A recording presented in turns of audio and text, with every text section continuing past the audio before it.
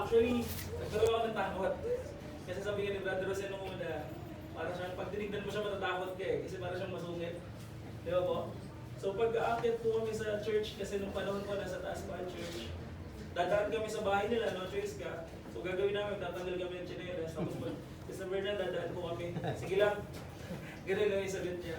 So, di nagtagal mga kapatid, through prayers mga kapatid, using Brother Jose din, sa Panginoon din.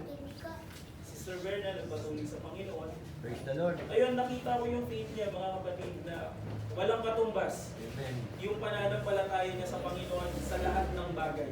Even doon sa huling hininga ng buhay niya, yung pananampalataya niya, grabe sa Panginoon. Praise the Lord.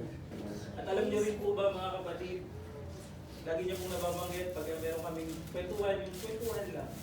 Lagi niya nababanggit, Pastor, pag mamit mo yung mga pamilya ko, mga magaganda sila. Yes. Totoo Praise the yan. Lord.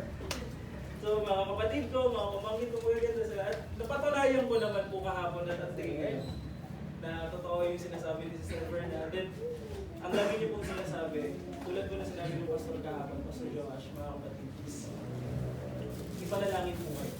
Someday, kayo rin naman po yung manampalataya, tulad ng Amen. mananampalataya. Amen. Praise Yan the ang Lord. gawa ni Sister Bernard. And allow me to preach the word, mga kapatid, sa book of John, chapter 14, verse 1-3. Sabi dito, do not let your heart be troubled. Sabi dito, you believe in God, believe also in me. My Father's house has many rooms. I am going there to prepare a place for you. Sabi ng Panginoon, Amen. mga kapatid. So nabanggit din po ito kahapon ng ating mga ngaral, mga kapatid. Gusto ko lang din sundan. Gusto ko pong bigyan ng dalawang points, mga kapatid. Yung topic po na unang bagay is there's a hope in the midst of grief. Ibig pong sabihin, mga kapatid, may pag-asa sa gitna ng kalungkutan. Amen. That's right. Sabi ng John na binasa natin, kung tayo ay darating sa panahon na tulad nito, kung ikaw ay tapat sa Diyos, ang Diyos meron inihanda Praise the sa Lord. kabilang buhay para sa iyo at sa akin. Amen. Naintindihan niyo po? Sabi pong ganito, mga kapatid, sa ating pong lahat, meaning to say, whether you like it or not, haharap ka sa kamatayan. Yes. Amen. Tama po? Amen. Kaya ang panalangin po ni Sister Berna, mga kapatid, lahat po ng pamilya niya makakilala sa Panginoon. Amen. At isa po ako sa patotoo doon na lagi po niya yung sinasabi, even sa prayer niya. At kung makikita niyo lang Sister Berna magpuri, grabe po yan. Daig pa po kami. At actually meron siyang fear, mga kapatid. Fear ni Sister Berna is kumanta at marinig ng maraming tao. Tama? Kasi Sister Berna, marunong siya kumanta. Amen? Pero nung panahon na yon, na nahihiya siya, ginawa niya yun para sa Panginoon, naging song leader siya. Alam niyo po ba, tumatalo yan sa Panginoon, dumulundag yan, nagpupuri yan. Alam po yan ng mga nakakita sa Amen. kanya. Ganun po siya magpuri sa Panginoon. Sabi niya nga doon, whether anong sabihin nila sa akin, Pastor, magpupuri ako sa Amen. Bakit po naman? Kasi alam ni Sister Berna na yung ginagawa niya is hindi po yun walang kabuluhan. Yes. Amen. Yes. Amen. Kung kayo po ay may pananampalataya sa Panginoon, ngayon pa lang mga kapatid, panalangin po yan sa Diyos. No? Sabi dito mga kapatid, kung gusto po natin na ang Diyos magkaroon ng preparadong pagpunta natin sa Kanya, sabi ng 1 John, dapat maging prepared ka rin dito sa lupa. Amen. Okay po? Basahin ko po sa Tagalog. Sabi dito, huwag mabagabag ang iyong puso, sumampalataya ka sa Diyos. Sumampalataya rin naman kayo sa akin, sabi ni Jesus. Sa bahay ng aking ama, maraming tahanan. Kung hindi gayon, sasabihin ko ba sa inyo na ako ay paparoon upang ihanda ko ang lugar para sa inyo. Praise the Lord. Imagine mga kapatid, sa lugar na to, sa mundong ito, hindi tayo permanente dito. Amen. Yes. Tama? Dayuhan. Inihahanda ng Diyos yung pang-permanente mong tirahan. Praise the Lord. At pupuntahan. But kailangan natin gawin, mga kapatid, ayusin ang buhay dito. Amen. Amen. Hello? Ayusin natin ang buhay dito, mga kapatid, para ang Diyos merong gagawin ulit para sa iyo. Amen. Sabi nga dito, kung kayo'y pupunta roon at maihanda ko ang isang lugar para sa inyo, ako'y babalik at kayo'y tatanggapin ko sa aking sarili upang kung saan ako naroroon, kayo rin ay naroroon. Praise the Lord. Di ba po? Sabi po ng pastor natin dapat, ni Pastor Joash, mga kapatid, maraming tao, pag tinanong mo, gusto mo pumunta ng langit, Amen. lahat sila gusto. Pero ayaw mo tayo. Now, sabi ng Book of John, kung gusto mo talagang makasama ang Diyos, ayusin mo ang buhay mo. Amen. Now, pangalawang bagay mga kapatid, right after this, the question is, where do we go from here? Right after this. Tingnan mo na ba yung sarili mo? Saan ka ba pupunta? Kasi may kabilang buhay tayo dito. Yes. Tama ba? Sa kabilang buhay, ready ka ba? Sabi ng isang talata sa Biblia, kailan ka magiging handa na humarap sa Panginoon? Yes. Amen. Tanong, handa ka na ba humarap sa Diyos? Hello? Now, where do we go? Where do we go from here? Sabi ng Book of John chapter 11 verse 20 and 26. Jesus said, take note mga kapatid, I am the resurrection and the life. Amen. Praise the Lord. Amen? The one who believes in me will live. Even though they die, kahit sila'y namatay, sa kabilang buhay, sila'y buhayin. Yes. Tama? And whatsoever live by believing in me will never die. Meaning ko sa inyo mga kapatid, etong sabi ni Brother Jose, etong katawan mo ngayon, pansamantala lang yan. Amen. Yes. Meron tayong tinatawag na living soul. The question is, sa kabilang buhay, handa ka ba? Dalawang bagay lang yun. Kung hindi ka mapunta langit, impyerno bagsak. Amen. Tama mali. Kung hindi ka mananampalataya tulad ni Sir Berna, sa atin, lahat tayo meron mananampalataya. Pero ang question ko dito mga kapatid, kamusta yung relasyon mo sa Panginoon? Yes. Amen. Hello? Pwede ba natin palakpakan mo muna? Kaya sabi ng Panginoon, sa lahat ng mananampalataya sa akin, hindi na siya mamamatay sa kabilang buhay once na siya'y makasama ang Diyos. Thank At you, Lord. mga kapatid, si Sister Berna, nasa piling po yan ng Panginoon. Amen. Hindi po yan magpulot. Amen. Kaya po sa aming mga believer, mga kapatid, sa ating mga Kristiyano, yung kamatayan po, victory yan sa harapan Amen. ng Yes. Diyos. Pinabang. Although malungkot sa part natin, given yun, tama po, nasa katawan luma tayo eh. Pero lagi niyo pong tandaan na kapag ang isang mananampalataya ng Diyos na wala at nanatili sa Diyos, victory yun sa harapan. That's true. Amen. Amen.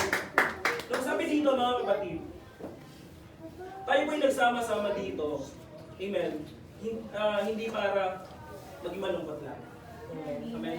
Or para, alam niyo yun, maging malungkot sa mga nangyari. But, paalala rin po ito na Diyos, ang kamatayan po ay paalala ng Diyos na ang kamatayan ay totoo sa harapan ng Diyos. Amen. Tama? Na yung kamatayan na to, ito po yung wake-up call ng Diyos sa mga taong hindi pa talaga nakakasunod ng tama sa Diyos. Hello? Amen. Ito pong, yung funeral mga kapatid, painful po talaga to. Di ba po? But, ito pong kaganapan na to, na senaryo na to, na event na to na nangyayari ngayon, ito po ay wake-up call sa iyo at sa akin ng Diyos na sa habang may buhay ka pa, dapat kang magtiwala at sumampalataya ng Diyos. Tama po? Amen. Kasi kung hindi natin gagawin na tayo sasampalataya sa Diyos, at the end of the day, hindi natin alam saan tayo pupunta. Tama? Amen. Kaya nga yung question kanina eh. Alam mo ba kung saan ka pupunta right after ng buhay mo ngayon? Yes. Amen. Hello? Amen. Tama po. Sabi dito, that is reality we must all face. We must all face. Yung kamatayan ay totoo po at kailangan mo siyang harapin. Yun yung sinabi ko kanina, whether you like it or not, haharap tayo pong lahat. Yes. haharap sa Amen. kamatayan. 2 Corinthians 5:10. Tama?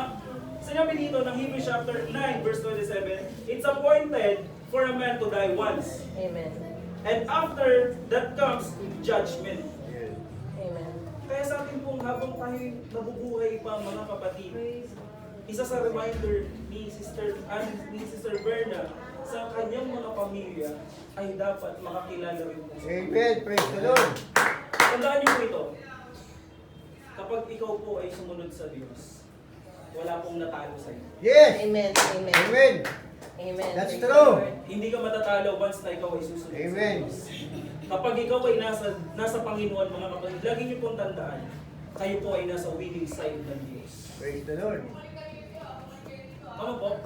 Kaya si Sister Bern, mga kapatid, sabi niya, Pastor, sa mga kapatid ko, pwede bang ipanalangin niyo rin po sila na someday, makasama ko silang magpuri sa Panginoon. Sayang! Tama po, kung nakita niyo po sana kung paano siya magpuri, medyo nakakatawa. Pero mabibless po kayo. Praise Bakit? the Kasi Lord. ganun siya magpuri sa Panginoon. Kung napansin niyo po si Brother Jose, ganun siya magpuri. Parang kung bago po tayo, parang Brother Jose, parang ano naman. Pero kung yun po yung way of worship niya, mga kapatid, yun po siya eh. Ganun din po si Sister Berna. Kaya yung prayer niya sa mga kapatid, sa pamilya, sa lahat, ang prayer niya, Pastor, sana lahat makakilala. Amen. Praise the Lord. Amen po? Kaya, kasi alam niya eh, na darating ang panahon, lahat tayo haharap sa kamatayan. Amen. Amen? Sabi pa dito, no one or walang sino man ang makaka-escape sa kamatayan. Amen. Yes. Matanda, bata, sabi pa ng iba, may ngipin na wala.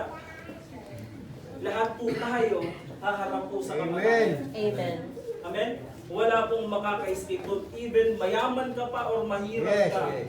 ikaw ay dadaan sa kamatayan. Amen. Amen? At sinabi dito mga kapatid, may isip natin ang may isip yun. Amen? Kasi pag lalo na kapag tayo ay darating sa kapanahunan na, may isip mo yun, mamamatay din naman ako eh. Bakit hindi kaya yung huling sandali ng buhay mo, bakit hindi mo yan ibigay sa Diyos? Amen. Amen? Ulitin ko po, pag nasa Diyos ka, wala pong talo. Yes. Kasi kapag ikaw ay wala sa Diyos, laging may question sa isipan po natin. Ang magiging question, anong sunod? Right after nito. Maaring pinaghandaan po natin ngayon yung magiging sitwasyon tulad nito. Meron tayong St. Peter, meron tayong insurance. Possible ganun ginagawa natin. Yes, yes. Pinaghahandaan natin ngayon. Pero yung next, right after this, Yun ang importante. yun yung tanong. Amen. Hello? Tama po? Praise the Lord. Alam mo ito sa English, mga kapatid, mahal ko po kayo sa Panginoon. And then gusto ko lang din po itong sabihin sa inyo, sa mga kapatid at relatives ni Sister Bella, even mga kaibigan. Kasi yung prayer niya po, kasama po kayo. Amen. Kaya sabi ko sa panahon na ako'y turuan at bigyan ng pagkakataon, sasabihin ko po kung paano si Sister Bella sumunod at nanampalataya sa Diyos. Pwede po ba natin palakpakan ng pagyan? So the truth, mga kapatid, sabi ko kasi before, sabi ko bakit gano'n? Bakit gano'n? Sabi ko nun, Lord, bakit gano'n? Binuhay mo ba kami para mamatay? No? Kasi parang tayo, ang thinking ko before, Brother Jose, sabi ko lahat tayo mamamatay, bakit gano'n? Ba't nabuhay pa tayo? Di ba ang sad? Pero, you know what mga kapatid, the truth is, we're not created to die. But, sabi dito mga kapatid, death entered the world because of sin. Nagkaroon ng kamatayan tayo tulad nito dahil sa kasalanan. Amen. Excuse me po. Ulitin ko po. Nagkaroon ng tulad po ng ganitong kaganapan dahil po sa kasalanan. Kaya pumasok ang kamatayan sa buhay ng isang tao. Kaya habang mga kapatid, may pagkakataon ka pa, magpalinis ka sa Diyos. Amen. Praise the Lord. Lahat po tayo naniniwala sa Diyos. Amen. Agree po kayo. Lahat tayo may pananampalataya. Amen. Ang kailangan lang po natin gawin, mga kapatid, magkaroon ng magandang relasyon sa Diyos. Amen. Yun lang po. Hindi ko po pinopromote ang religion namin dito. Hindi ko po pinopromote yung organization na meron kami dito. But one thing na gusto ko pong ibahagi sa inyo tulad ni Sister Berna, mga kapatid, is magkaroon kayo ng magandang relasyon sa Diyos. Amen. Praise the Lord. Yun po yun, mga kapatid. Kaya pumasok ang kamatayan sa atin dahil sa kasalanan. Amen. Kaya mga kapatid, habang may pagkakataon pa, hindi tayo natawad sa Panginoon. Hello? Amen. Tama po? Kaya si Sister Berna, mga kapatid, sabi niya doon, humingi siya ng tawad kay Osh, kay Joseph, kay Brother Jose. Bakit mga kapatid? Kasi wala eh, doon din talaga tayo darating. Amen? Kaya habang may pagkakataon pa mga kapatid, gawin natin yung the best natin sa Panginoon. Amen. Sabi pa dito mga kapatid, na Romans chapter 5 verse 12, kaya kung paano sa pamamagitan ng isang tao ay pumasok ang kasalanan sa sanlibutan, at sa pamamagitan ng kasalanan ay ang kamatayan. Amen? Amen. Dahil sa kasalanan, may kamatayan. Amen. Yes. But one thing na maganda na binigay ng Diyos sa iyo at sa akin, alam niyo po kung ano? Yung habang buhay na kasama mo ang Diyos. Amen. Praise the Lord. Amen? Yung kamatayan na yun, mga kapatid, physical lang po yun. Yes. Amen? Kaya nagkaroon ng kamatayan physically, mga kapatid, dahil sa kasalanan. But kung gusto mong makasama ang Diyos, amen? Ayusin natin yung sarili natin sa Panginoon. Amen. Praise the Lord. Amen? Ay, muli natin i-restore yung pananampalataya natin, muli natin i-restore yung magandang relasyon natin sa Panginoon. Kung dati nagpe-pray ka pa, tuloy mo yan. Kung dati nagbabasa ka pa ng Biblia, tuloy niyo po yan. Amen? Kasi sa pagbabasa at sa pananalangin ng Diyos, nagpapasimula muli yung malaking pananampalataya. Amen. Yes. Hallelujah. Now, pangalawang bagay, now Jesus conquered death, so kaya nagkaroon ng eternal life. So ang Diyos, napagtagumpayan niya po ang kamatayan. Amen. Agree po kayo doon? Yes. Meaning to say, si Jesus, mga kapatid, sabi ng Romans chapter 6 verse 23, for the wages of sin is death, but the gift of God is eternal life. Yun yung magandang regalo ng Diyos Amen. sa iyo po at sa akin. Yung eternal life, ano ba sa Tagalog yan? Walang hanggang kamatayan. Tama? Ulitin ko, for the wages of sin is death, but the gift of God is eternal life in Christ Jesus our Lord. Meaning to say, mga kapatid, kapag ikaw ay nanampalataya sa Diyos, yung unang regalo sa iyo ng Diyos, yung habang buhay na walang kamatayan. Praise the Lord. Ayaw niyo po ba naman? Ayaw po ba natin? Lahat po tayo gusto yon. I receive. Tama? Dalawang bagay po pa rin yun. Yung habang buhay na maghihirap ka o habang buhay na kasama mo ang Diyos at magpupuri ka lang sa Praise the Panginoon. Lord. Hello? Lahat po tayo gusto natin muling makita si Sister Berna. Amen? Para po magawa natin yun mga kapatid, kailangan makasama natin siya sa langit. Amen. Kasama ang ating Panginoon. Praise the Lord. Hindi po ba natin palakpakan ng Diyos? Hallelujah. Ulitin po, the gift of life mga kapatid, hindi mo yan makukuha sa religion mo. Amen. Hindi mo yan makukuha sa tradisyon. Amen. Hindi mo yan makukuha yung sa good works lang na ginagawa mo. Amen. Amen. But doon sa pag-ibig ng Diyos na binigay niya po sa iyo at sa akin. Amen. Kaya Jesus mga kapatid, napagtagumpayan niya ang kamatayan, binigay niya ang kanyang sarili para sa iyo at sa akin. Para Amen. tayo maligtas. Yes. Tama po. Yun po yung naiintindihan ni Sister Berna, Brother Jose, ng mga iba po dito. Amen? Ang challenge ko po sa inyo, mga kapatid, pag uwi ninyo, umuwi po kayo, lagi niyo pong isipin, huwag niyo po sayangin yung ginawa ng Diyos para sa iyo at sa akin. Amen. Amen? Huwag po natin hayaan na dahil sa kasalanan, hindi natin makakasama ang Diyos. Yes. Amen po? Now, sinabi pa dito, Romans 5 verse 8, subalit, sabi dito, pinaputunayan ng Diyos ang kanyang pag-ibig sa atin na noong tayo'y mga makasalanan pa, si Kristo ay namatay para sa iyo at sa akin. Amen. Amen? Jesus mga kapatid, ulitin ko nga, binigay niya ang kanyang sarili para po tayo ay magkaroon ng magandang relasyon sa Thank you, Diyos. Lord. Amen? Kaya gawin natin to mga kapatid. Kung makikita niyo lang po si Sister Berna, even doon sa last breath ng buhay niya, ayaw niya magpuri sa Panginoon. Amen. Sabi niya rin po yun before, yung mga biro-biroan namin, Pastor, kami po yung malalakas noon sa tawag nito sa paglilingkod sa Panginoon. Pastor, kahit siguro sa kahuli-hulihan ng hininga ko, magpupuri ako sa Diyos. Amen. Praise the Lord. Kaya sabi niya po yun. Amen. Amen? Ito, sa nakikita natin, parang talo, no? Namatay. No. Pero sa Diyos, victory. Amen. Woo! Thank you, Lord. Sa Diyos, I receive. Amen. Kaya doon sa mga pamilyang naiwan ng physical, may pag-asa. Praise the Amen. Lord. Amen. May pag-asa po tayo sa Panginoon. Huwag tayo Amen. wala ng pag-asa kung sa mga buhay natin. Magpatuloy lang tayo. Alamin natin yung purpose natin. Sabi ko nga, hindi na sayang yung paggabay, pag-alalay kay Osha, kay Joseph, ni Sister Berna. Kasi sabi ko nga noon, sabi niya, Pastor, doon muna ako. Gusto ko kasi silang bantayan. Sabi ko, sige po, Hayaan nyo lang po si Brother Jose dyan. Sabi ko, sige po. Pero at least, nakita ko si Osh kung paano siya magsalita. Sabi ko, nagtagumpay si Sister Bernie. Ibig sabihin, hindi na sayang even yung buhay niya para gabayan yung mga bata. Amen. Thank you, Lord. Ganun din po sa atin, mga kapatid. Kung gusto natin maging victory tayo sa harapan ng Diyos, ayusin natin yung relasyon natin sa Panginoon. Praise the Lord. Amen. Amen. Ibalik natin yung dati nating pananampalataya sa Diyos. Sabi nga ni Brother Jose, ang sarap magpuri sa Panginoon. Totoo po Amen. yun. Yes. Yung iiyak ka sa Diyos, ang sarap po na. Oh, amen. Amen. Kasi even talikuran ka man ng mundong ito, ang Diyos, hindi ka tatalikuran. Amen. Amen. Amen po? Now, eternal life, mga kapatid, is a free gift na binigay ng Diyos sa iyo at sa akin. Libre po yun. Kung gusto niyo po ng buhay na walang hanggan, mami, tita, kung gusto niyo po ng buhay na walang hanggan, libre po yung binigay ng Diyos sa atin. Amen. Okay po? Wala po yung bayad. Amen?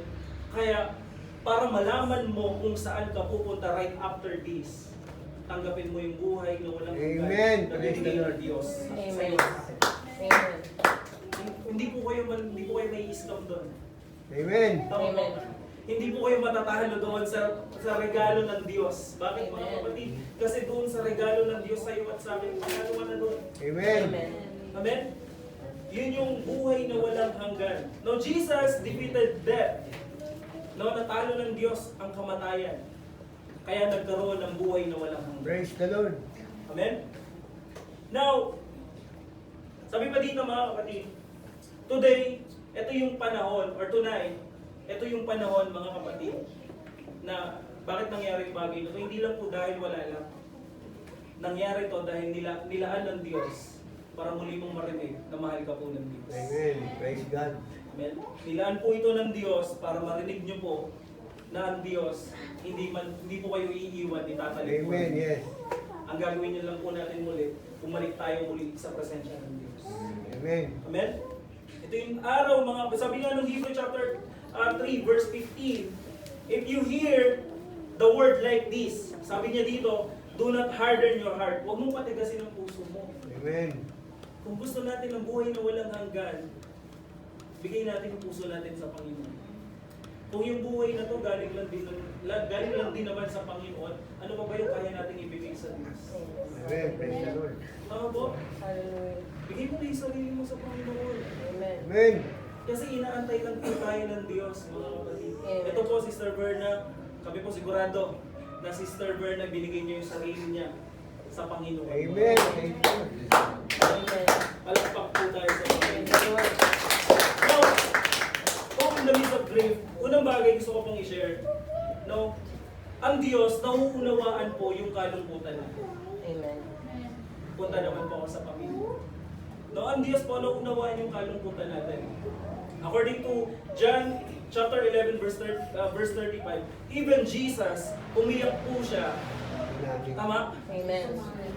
Tumatis po ang ating Panginoon nung mararamdaman niya na siya'y may hirapan at mamamatay. Even Jesus. Meaning to say, tayo ng mga anak ng Diyos, mararanasan po natin yun. But one thing na sinabi ng Diyos, right after death, yung eternal life na dapat mong makamit sa Panginoon. Amen. Hallelujah. Amen? Even Jesus, mga kapatid, nakaranas din naman po nun. Takot-takot po tayo mamatay, tama po. Diba po, pag sinabi mo, sino gusto mamatay? Wala naman magtataas ng kamay. Kasi takot po tayo. Ganon din po ang bawat isa. Pero kung ikaw ay alam mo sa sarili mo, mga kapatid, na nakuha mo yung eternal life na binigay ng Diyos, yung kamatayan, amen? Hindi ka na matatakot dyan. Amen. Praise the Lord. Amen? Kasi bakit? Alam mo na doon ka babalik kung Amen. sino naglikha sa'yo. Alam mo na doon ka babalik sa Panginoon. Yes. Alam mo na pagbalik mo doon sa Diyos, magpupuri kang muli sa Amen. Panginoon. Praise the Lord. Tama po? No, ang Diyos naunawaan yung mga bagay na yun. Kasi even Jesus, mga kapatid, nakaramdam po ng bagay na yun. But one thing na ginagawa ng Diyos sa kapanahunan natin ngayon, i-comfort po kayo ng Diyos. Amen. Amen? Hindi po kayo pababayaan ng ating Amen. Sa ngayon, malungkot, even po yan. Hayaan lang po natin. Pero hayaan nyo rin po yung presensya ng Diyos na i-comfort po kayo. Amen. Praise the Lord. Amen? Palakpak po sa Diyos. Praise the Lord. secondly, malapit na po ako magtapos. Life is short, but eternity is real. Amen. Sobrang iksi po ng buhay. Yes. Amen. Totoo. Sabi ni Brother Osh kanina, 53, Sister Berna, sobrang bata. Amen. Kasi ang buhay po natin dito ay sobrang maiksi lang. Kaya nga may nabuo po yung kantang hiram sa Diyos ang aking buhay. Amen po?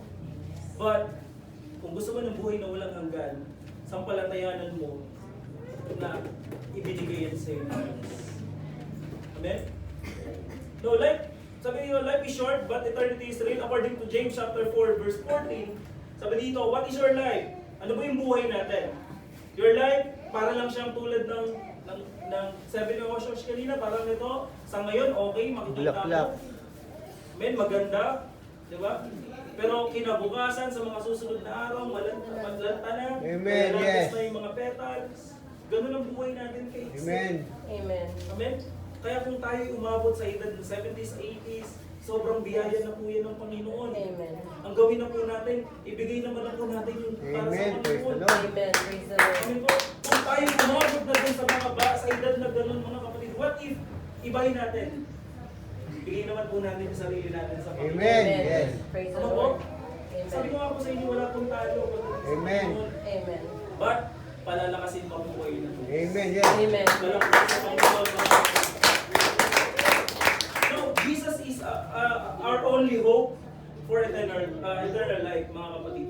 Tanging ang Diyos ang pag-asa natin sa buhay na walang hanggan. Amen. Yes.